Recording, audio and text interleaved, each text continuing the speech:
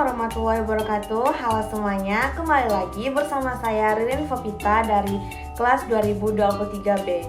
Di video kali ini saya akan membahas tentang teori sosiologi. Sosiologi sastra merupakan teori sastra yang menganalisis suatu karya sastra didasarkan dalam hubungan kemasyarakatannya. Karya sastra juga dianggap sebagai ekspresi pengarang. Landasan dalam teori ini adalah sosiologi sastra. Sosiologi adalah ilmu yang mempelajari hubungan antara manusia dan kelompok-kelompok. Dapat disimpulkan bahwa sosiologi sastra adalah penelitian suatu karya sastra terhadap hubungan terhadap masyarakat, yakni masyarakat sebagai pembaca karya sastra, masyarakat sebagai pencipta karya sastra, dan penerimaan masyarakat terhadap suatu karya sastra. Sosiologi sastra lebih banyak memperbincangkan hubungan antara pengarang dengan kehidupan sosial, baik aspek bentuk maupun isi karya sastra. Sosiologi sastra adalah ilmu tentang hubungan kelompok dalam kehidupan manusia. Tujuan sosiologi sama dengan ilmu sosial lainnya, tetapi seseorang melihat kejadian sosial dengan caranya sendiri. Dari pemahaman materi dan budaya masuk ke dalam esensi pembentukan, kerjasama, dan kehidupan semua golongan menunjukkan bahwa sosiologi berfungsi untuk memahami perilaku manusia, karena peran kehidupan manusia berpengaruh oleh subsistem sosial lainnya. Pada dasarnya, subsistem sosial meliputi individu atau elemen individu dalam masyarakat dan kehidupan yang dihasilkan oleh masyarakat tersebut. Sosiologi sastra dengan menyatukan dua disiplin ilmu sosiologi dan sastra yang berbeda berdasarkan kehidupan sosial. Status sosial menjadi tolak ukur keberadaan seseorang diberlakukan dalam masyarakat. Keberadaannya akan semakin menunjukkan kelas sosialnya jika ia memiliki kedudukan yang penting strategis. Penting strategis dihormati, disegani seperti setara pendidikannya, jabatannya, serta perannya dalam masyarakat. Maka bisa dipastikan ia akan mendapatkan penghormatan. Kutipannya, teman-temannya yang masih di dalam angkot membalas lambaiannya dengan semangat. Gadis itu teman yang menyenangkan, selalu menebar keceriaan di mana-mana, walau sebagian dari mereka tak pernah tahu di mana rumahnya. Dia selalu turun di tempat yang berbeda-beda. Begitu angkot berlalu, tangannya pun berhenti melambai. Rumahnya masih beberapa meter dari tempatnya turun angkot. Dia sengaja turun jauh-jauh dari sana karena tak ingin teman-temannya tahu rumahnya. Dia malu. Rumahku tak sebagus rumah teman-temanku. Aku malu. Keluhan yang telah dia pendam sendiri bertahun-tahun sejak dia masih di bangku sekolah dasar. Dari kutipan di atas, tampak tergambar jelas bahwa gengsi masyarakat masih menjadi gambaran klasik yang pertontonkan pengarang. Gambaran angkot sebenarnya masih melukiskan tentang kelas sosial menengah ke bawah. Tapi pengarang seolah-olah menelanjangi masyarakat yang gengsi untuk menunjukkan realitas kehidupan yang sesungguhnya. Persaingan dan pilah-memilah sahabat juga tergambar tampak begitu kental.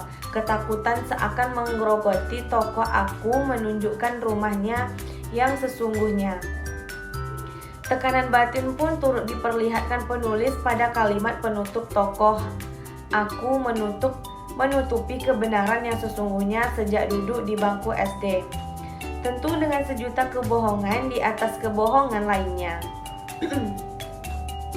Berdasarkan status ekonomi.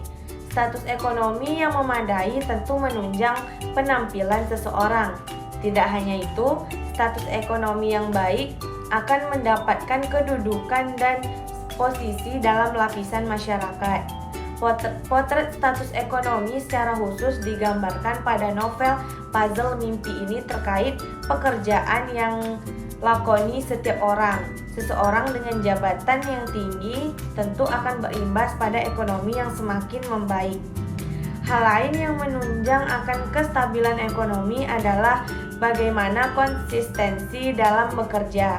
Seperti dalam kutipan di bawah ini, Kutipannya, ayahku beberapa kali mengajakku berkunjung ke rumah rekan-rekan kerjanya.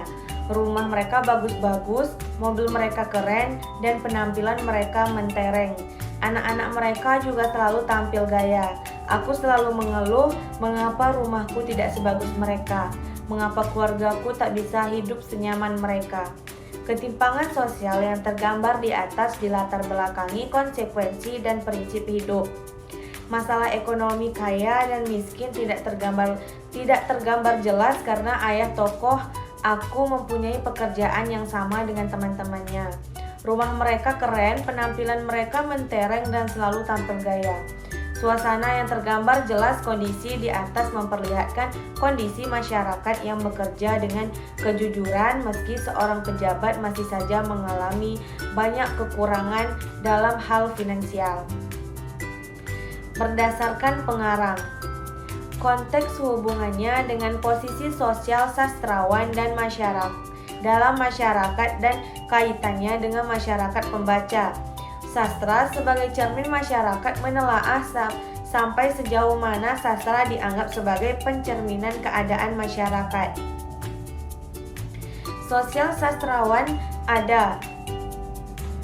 Kutipannya, dia lahir sebagai anak ketiga dari 4 bersaudara. Mereka tinggal di sebuah rumah sederhana di bilangan Bandung. Keluarganya tidak miskin tapi tak bisa juga dibilang kaya. Ayahnya seorang pengacara yang cerdas dengan klien yang tidak sedikit dan prestasi yang diperhitungkan. Jika dia mau, peluang untuk memperoleh uang dalam jumlah yang fantastis berkali-kali singgah di hadapannya. Tapi lelaki bersahaja itu memilih jalur yang sangat lurus. Karenanya, di kalangan para advokat namanya dikenal bersih. Pada kutipan di atas, pengarang menegaskan tentang hidup yang bersih sesuai norma agama dan masyarakat. Peluang yang silih berganti tidak mampu menggoyangkan imannya untuk berbuat kecurangan dalam lingkungan masyarakat pada umumnya. Hal ini sangat lumrah di kalangan advokat. Sayangnya ia memilih untuk bekerja bersih atau tidak ingin ada korupsi. Baiklah, itu tadi penjelasan singkat saya tentang teori sosiologi dan penerapannya pada sebuah novel. Sampai jumpa di video selanjutnya. Assalamualaikum warahmatullahi wabarakatuh. Bye bye.